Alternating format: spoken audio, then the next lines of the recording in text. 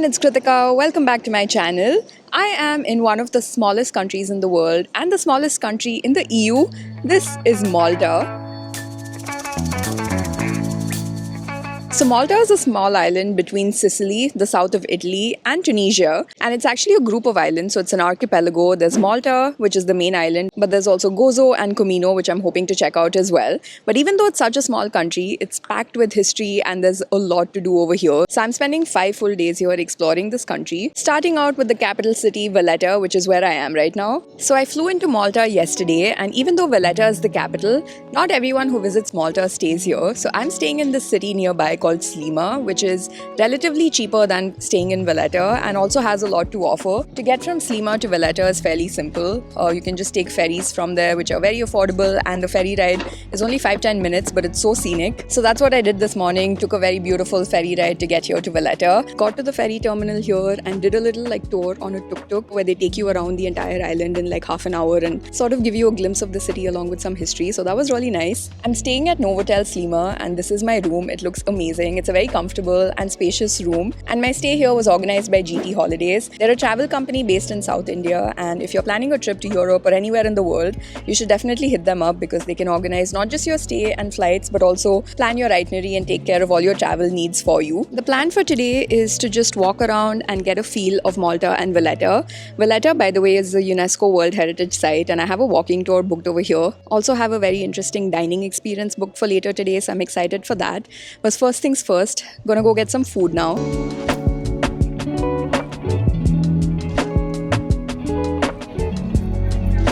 Walking around Valletta, you'll easily spot so many restaurants and eating joints which look so cute. I'm at this place right now called Museum Cafe, sitting outside and people watching, and I've gotten myself this thing called a ftira. So basically it's a sandwich made of ftira bread, which is Maltese. Haven't tried that before, but when in Malta I want to try and have as much Maltese food as possible, so let's see what this is like. The bread is actually very thin and crispy, but not very hard, so it tastes really good.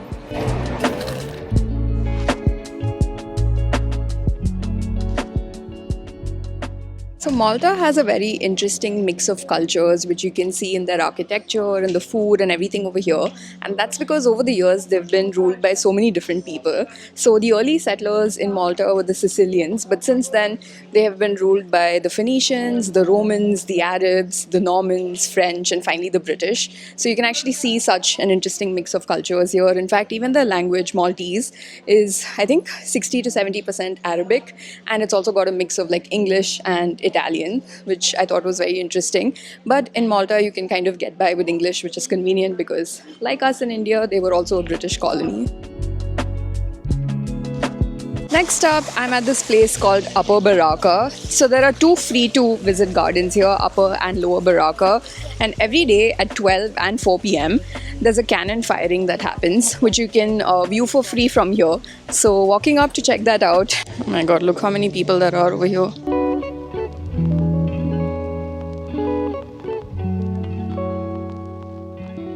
So I heard the cannon firing, but I didn't really see it because this place was packed. So if you're planning to come here to see this, I think it might be a good idea to come 15-20 minutes in advance to find a spot. But also you can go down there to the saluting battery. It's a small entry fee and you can see it from up close. Might have been cool, but I definitely heard it, and there were so many people here, which, as you can see, the place is emptied out. The views from the Upper Baraka are honestly stunning, worth coming here just for that. And something interesting about Valletta is that there are only 2 gardens here in all of Valletta, the Upper and Lower Baraka, and that's because Valletta has a major water shortage. In fact, I think 90% of the water here is desalinated. So because of that, there aren't really any gardens here, but the Upper Baraka is really pretty. But anyway, let's head downstairs and check out the Lower Baraka as well.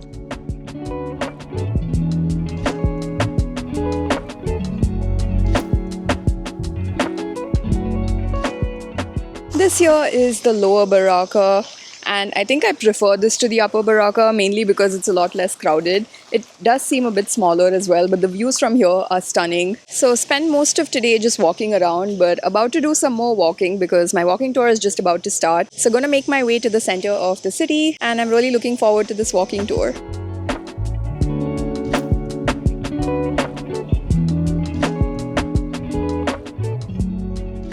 The architecture in Valletta is so cute. Like all through the city, you'll see these adorable, colorful box balconies in all the buildings, and it just looks so nice. Throughout the city, as you're walking around, you can see lots of traces of things that the Brits have left behind, like the phone booth over there. Another interesting thing about Malta is that a lot of movies have been filmed here, like the Gladiator movies, Game of Thrones, Ben-Hur, Oliver Twist, the new Enola Holmes movie, and tons of them. And I can see why, honestly, this whole city looks like a movie set and it's so picturesque. Valletta has so many amazing viewpoints. Honestly, even if you don't have an agenda and you just walk around the city, it's such a nice vibe.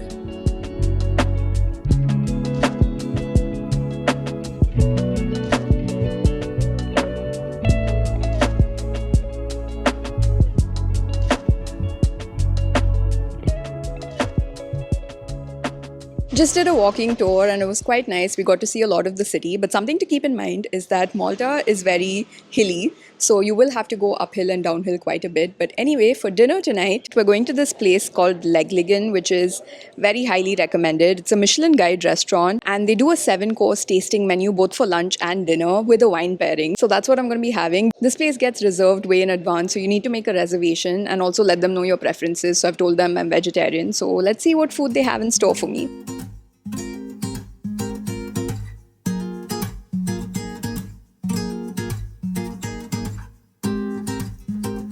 Just got served the 5th course. This is a lot of food, but it is so good. So the last course is a creme brulee, which I've already eaten. And honestly, this is, I think, the best creme brulee I've ever had. I think this is my favorite course tonight. It's so delicious.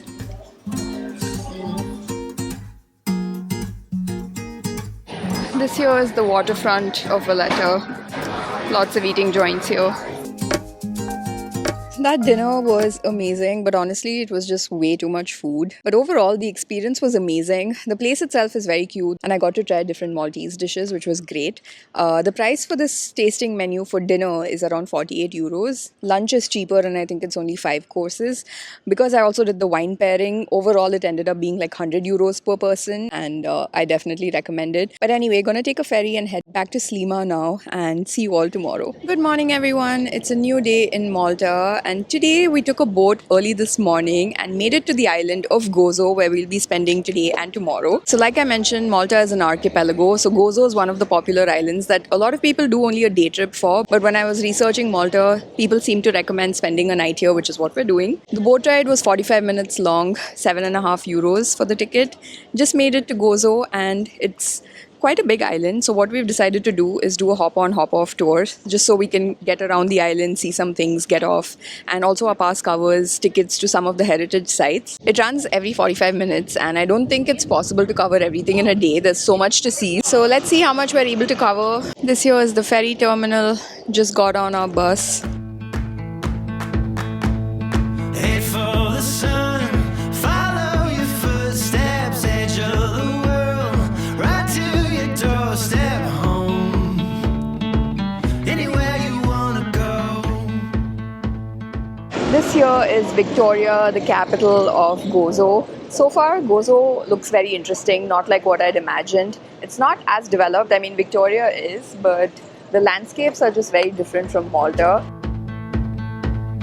Beyond the stars, out where the sun sets, we'll find the light, and we'll keep it our secret. Making our first stop for the day at this place called Dwejra. The views along the way were just so stunning. So Dwejra is basically like a bay, and there's something called the inland sea here, where you can rent a boat and go inside caves.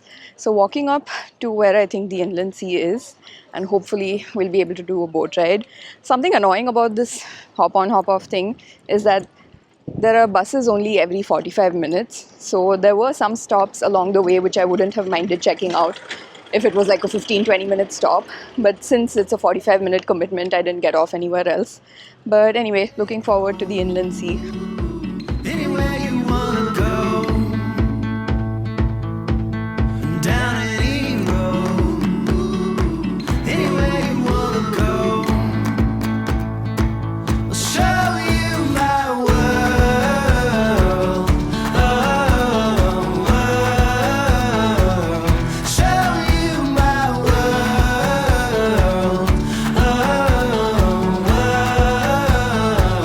So apparently this here is where the Azure window used to be. And we are back. Oh my god, that was amazing. The views were so good. So he took us inside a bunch of different caves.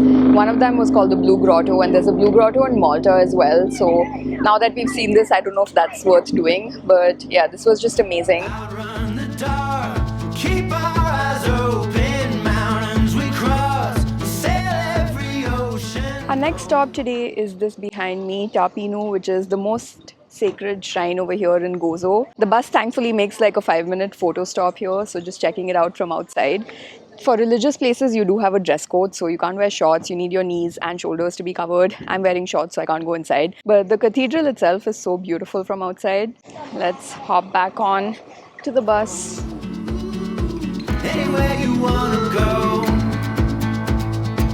I'll show you my world.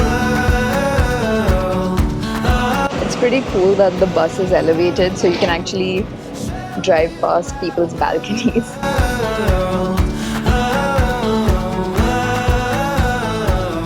Show you my world. Our next stop for the day is Ġgantija temple, which is basically a megalithic temple which dates back to 3600 BC. So this is one of the oldest structure to exist on earth and way older than the pyramids of Giza. There are tons of ancient archaeological sites in Malta and Gozo. This is the most popular one in Gozo. So this here is a map of Gozo. At the moment, we're at Shagra and we're checking out those temples and the windmill. So walking through the temple, and this is basically what's left of it. It's so interesting to think how ancient this is, but it's also unclear who built it because it's so ancient. This is apparently older than Stonehenge, by the way. Down any road, anywhere you wanna go. I feel like we've managed to cover so many stops today. So it's around 4 p.m. right now, and I am at the next stop, which is Ramla Bay. It's basically a beach, supposed to be a very nice swimmable beach over here, and you can see lots of people swimming, but it's a lot more crowded than I was expecting. Gonna make a quick stop here, get something to eat. There's also a cave in the back there that you can hike up to. I'm not really doing that, but I've heard the view from there is amazing. But yeah, seems like a nice and chill beach. Also, I forgot to mention, but the beaches in Malta are mostly rocky. So what's special about this beach is that this is one of the only sandy beaches. I think this is the largest one in Gozo. I'll show you my world.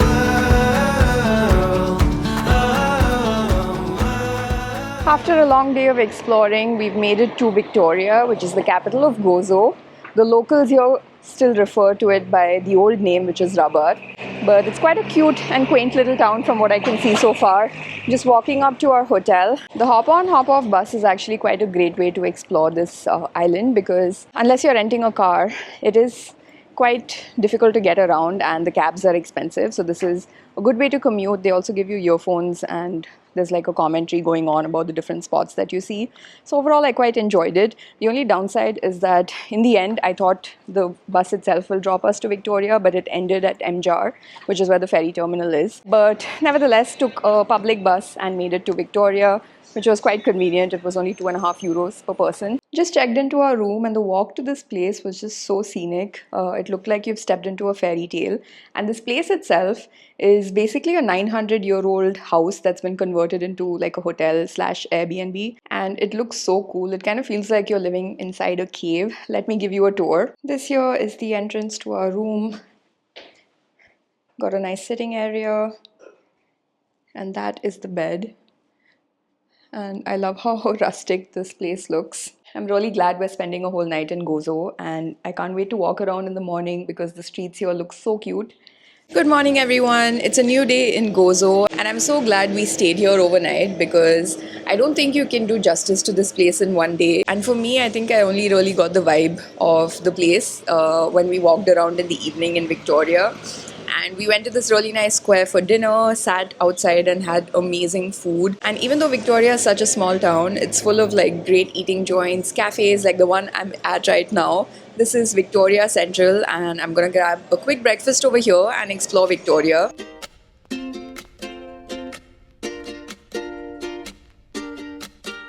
One of the main attractions here in Victoria is the Citadella, which is the Citadel of Victoria, which you see behind me. It's quite a massive structure and there's lots to do inside here. The Citadel itself is free, but there are a few museums and attractions here that have a ticket, which is for €5. And also the hop-on, hop-off pass that we got with the heritage sites covers that ticket, so works out well for us. But this Citadel has basically been inhabited since the Bronze Age. And until the 1600s, everyone who lived on Gozo had to live inside the Citadel. But anyway, like I said, there's a lot to do and check out inside over here. So let's go explore the Citadella. 2020 eyesight wasn't what I thought it ever would have looked like. Woke up on the wrong side. There's a lot to do inside here. That behind me is the Cathedral of the Assumption. And there are some really nice views around the wall as well. We've just been falling into habits, and I want to pretend it never happened. But deep in my mind, I know So hot right now. Got myself some gelato. Perfect weather for it. it's fine. This summer really was a surprise. Been such a great time at Gozo, but taking the ferry and heading back to Malta now. My plan originally for today was actually to check out Pinu, which is the other island between Malta and Gozo. That island is completely uninhabited and it's famous for its blue lagoon, which honestly looks really nice in its pictures. But from what I've been reading online, it seems very crowded and touristy. And after checking out the crowd at Ramla Bay yesterday, I am not really looking forward to being in crowded places. So I've decided to skip that, especially also because I've seen something similar in Croatia. But Gozo definitely is worth visiting. I would recommend adding at least one night here, if not more. Back in Malta now, and that boat ride from Gozo to Malta was so choppy that I still feel a bit seasick. But anyway, right now I'm in this place called the Three Cities. So the Three Cities of Malta are basically like three fortified cities built by the erstwhile rulers. And the city I'm in right now is called Vittoriosa/Birgu, which is the old name, which I think is the oldest of the three, and it's also older than Valletta. You can take a ferry to get here, but unfortunately today, because there's a swell in the harbour, which is probably why the water was so choppy, the ferry isn't running. So took a cab and got here. This behind me is the Grand Harbour. Valletta is somewhere in the back there. And there's actually quite a lot of things to check out here as well. The main one being Fort St. Angelo. I kind of just wanted to walk around and get a feel of this place, and I'm already glad that I did because it looks quite different from Valletta and it's got a really nice vibe. So we got ourselves a quick snack here at Birgu and we wanted to do a boat ride to check out the three cities. But turns out because of the swell, the harbour boat ride isn't happening. But luckily for us, this train just stopped by and they seem to be doing a tour of the three cities. So this here is the train. It's like a half an hour tour and they're covering all the three cities, in fact 4 cities I think. So I'm gonna do this. €6 ticket should be worth it, I think. I wonder if I even should try. You've been screwing me over inside of my mind, throwing me under your little unkind, got me singing. Leave summer behind. It's been a nice evening here in Birgu. That train ride that we did, it was only 30 minutes long, but it was really nice because they were also giving us a bit of like information about the place and we got to get a sense of the three cities. We also got back and walked around a bit in Birgu and did some souvenir shopping, which was nice. But anyway, I'm gonna take one of these traditional boats back. Leave summer behind.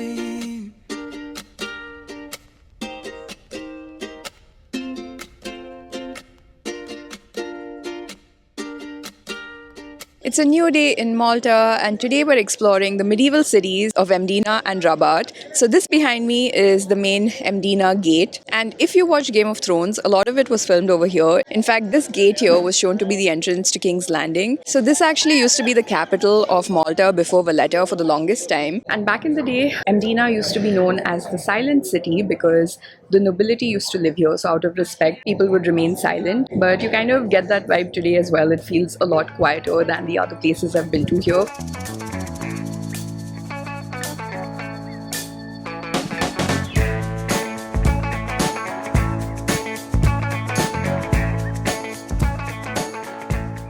Been walking around Mdina and I honestly love the vibe of this place. The alleys here are so cute and it's great for like taking pictures and stuff. And it really does feel like you walked into a Game of Thrones set. So I've really been enjoying that. But right now I'm at this place called Fontanella Tea House, which is quite popular here for its chocolate cakes. I've ordered that, a pastizzi because I still haven't tried a pastizzi here, and a carrot cake and some coffee. So might be a lot of food, but looking forward to it. Oh my god, the size of the cake is massive. The carrot cake and the chocolate cake both look so good. And I'm excited to try the pastizzi. I quite like the pastizzi. It feels like basically like a puff. It's flaky on the outside. The ricotta inside, it's really nice. They also do it with a mushy pea stuffing, but I hate peas, so I think I prefer the ricotta one. This is quite nice. I really like it. The birds are chirping, and the sun gonna shine. And I tell you one thing's been on my mind. Done exploring Mdina, and I honestly loved it. It was such a different vibe from Valletta and Gozo. And it's quite a small fortified area, so it only takes like an hour or two to walk around. Right now we're walking up to this place called Rabat, which is the adjacent town to Mdina. So Mdina is the fortified city where the nobility used to live, but Rabat is where the general population used to live. So I think walking through Rabat, we might get more of a glimpse into everyday life. And also there are a few touristy things to check out there as well, like St. Paul's catacombs. So let's get going. This world we live in, well, it's yours and mine.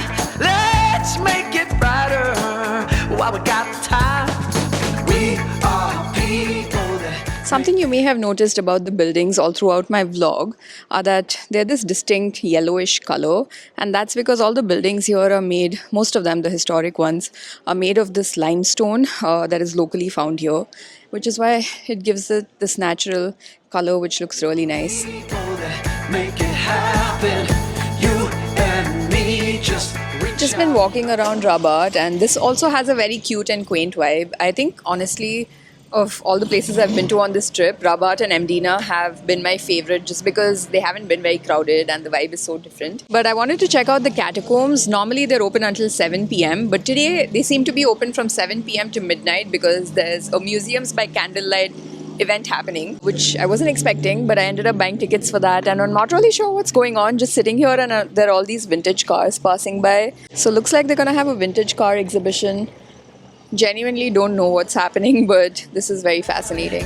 And I don't know what you've been told, but it's our time, yeah, it's our world. We're all people that make it happen.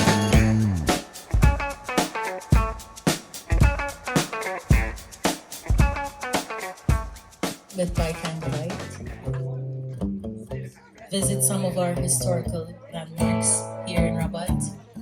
No, I won't be afraid. No, I won't. Moda nivvintaw Sirna l-kondutturi fejna bil-valuri. Aqwa l-impressjon The day will come when all our troubles we've overcome. It's been such a lovely evening here in Rabat. Basically, the Candlelight Museum experience, we got so lucky with it because I think today is the last day that it's happening, and it was only €3. So we got to check out 3 different attractions for the price of less than one, because otherwise I think the catacombs and the individual tickets are more expensive. And with the live music and the lighting, it just looked very nice. But for dinner now, I'm at this place called Yana's in Rabat, which had amazing reviews online. So ordered a bunch of things, excited for this meal. But it's our time, yeah, it's our world. Oh, let's make it happen.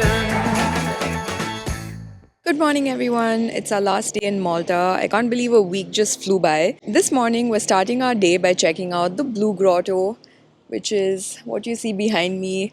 How amazing does this water look? So basically from here, you can get on a boat. I think the ticket is like €10, and they take you through the caves, and you get to check out the Blue Grotto. We did do this in Gozo as well, and the ticket was half the price. So we'll see if this is worth it. But the water looks incredible.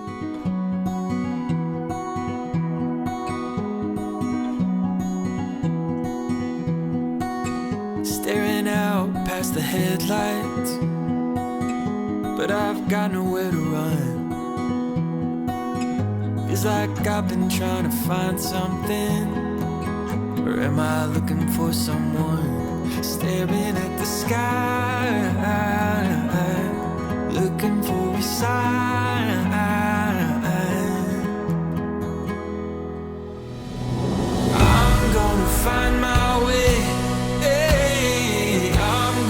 find my way. I'm coming back, yeah, I'm coming back home, and I'm gonna find my way.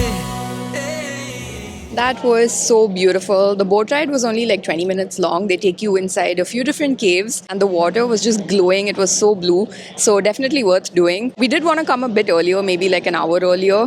I think it starts at 9 a.m. in the summer. So that's ideally when you want to reach. But there was no waiting at all. Even though it's crowded, there's so many boats that you don't end up having to wait, which was nice. But it is extremely hot. We literally just took a buggy and came up to the parking spot and gonna take a cab and head to the next place. Next up, I'm checking out some ancient temples. So like the one in Gozo that I saw, there are a few actually in Malta. There are two near Blue Grotto, which is what I'm checking out. This first one is called Hajar Im, and these also date back to like 3500 BC, so very ancient. And they were excavated in 1800. This is what it looks like. Pretty interesting.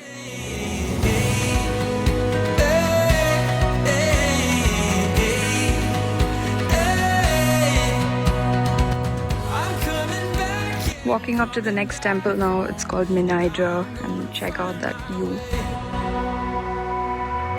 Always knew I had something. Next up, I'm at this place called Marsaxlokk, which is a small fishing village. You can easily combine this with the Blue Grotto and the temples because it's kind of in that area. And today is a Sunday, and every Sunday they have a huge market over here. Haven't really spotted it yet, but the promenade here is nice. You can see tons of these traditional boats. Looks very cute. I'm gonna take a stroll around and explore this town.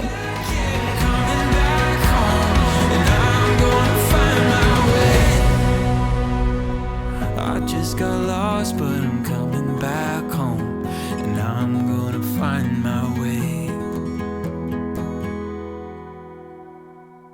That's a wrap on Malta. I'm at the airport lounge here and the lounge is amazing. The food, usually I don't find so many vegetarian options, but they have such a great spread here. But anyway, I have had an amazing week here in Malta and surprisingly I didn't see so many Indian tourists. So I feel like this may not be as popular among tourists. I don't know why, because it's such an amazing country. It has so much to offer in terms of food, history, culture, nature and the views. A few quick tips if you're planning a trip to Malta. One, the currency here is euros, and even though most places accept cards, some places do require you to pay by cash, so it's a good idea to have some cash on you. Second, drinking water here is not safe to have. So if you look at it online, it says it's safe, but every local I've spoken to over here has said that it's not safe to have. So I've just been cautious in buying bottles of water here, which I don't really like doing because it's so much plastic. But anyway, that's something to keep in mind. The public transport here is great, but to get to places, it might take you way longer than it would if you take a cab. So if you're traveling in a group, sometimes I think the cab just works out to be more cost effective. But they do have a really good system of buses, ferries, and the taxis here. The apps I've been using are Bolt, Uber, and e-cabs. And lastly, something unexpected was that there were so many mosquitoes here. I wasn't expecting that. The first day I got so bitten. So definitely pack some bug spray when you're planning a trip here, or you can just buy some here. That's all for this video. I will see you all next time from another country. Bye.